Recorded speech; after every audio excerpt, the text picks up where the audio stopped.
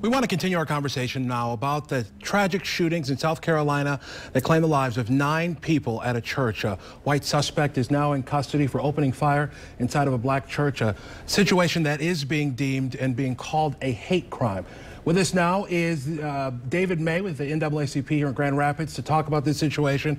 It's certainly not a good situation to have you here for, but we appreciate you joining us for your insight. What does the situation like this say to you about race relations in our country? Well, let me first of all just say the Grand Rapids branch of the NAACP has 5 game changers, and this falls into one of those categories. One of those game changers is called the criminal justice system. There's also the health issues that we deal with, the education, economic sustainability, and of course voter and political representation as well.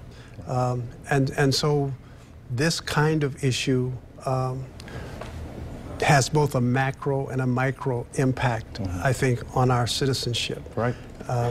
At the macro level, it's a reminder to us that race still matters in America.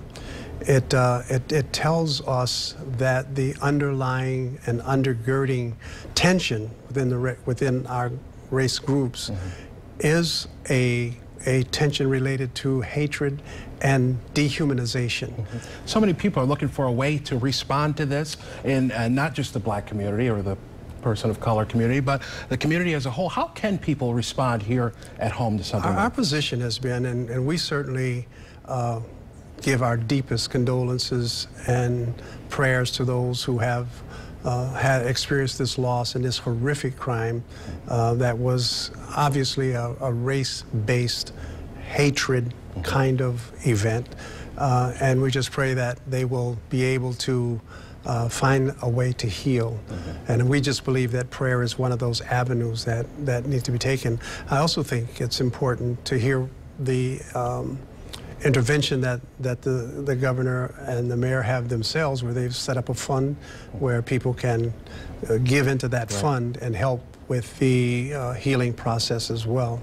And I also think the cry that we hear from people about the flag being there is also an aggravation and sort of exacerbates the problem in a way that we need to address that. The local NAACP here is asking people, if they will, to contact that governor, contact that mayor, and just really demand that flag be brought down based upon what it represents historically. I also think it's important for us to remember that this kind of crime radiates in a way into every city and every state in the country. Even here in our own city, we have a horrendous amount of race-based issues. And I think the fact is that, you know, if we look at the voicegr.com recent report, we can see that 44% of the residents of this community here in Grand Rapids believe that they have a race problem in our neighborhoods. If you look at those who have believed that they've been discriminated against just in the past year, that number goes up to 51%. If you look at the mixed race groups, that goes up to 92% combined. That's a huge message that we have race issues in our country, in our states, and in our cities, even here in our own communities. We have those problems. And if there is any silver lining to all this, we can certainly hope that some of those will be addressed and looked at. David May, thank you so much for joining us.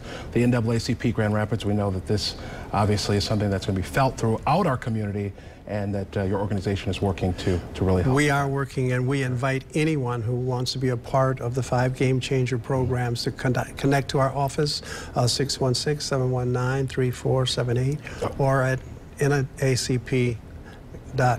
Okay.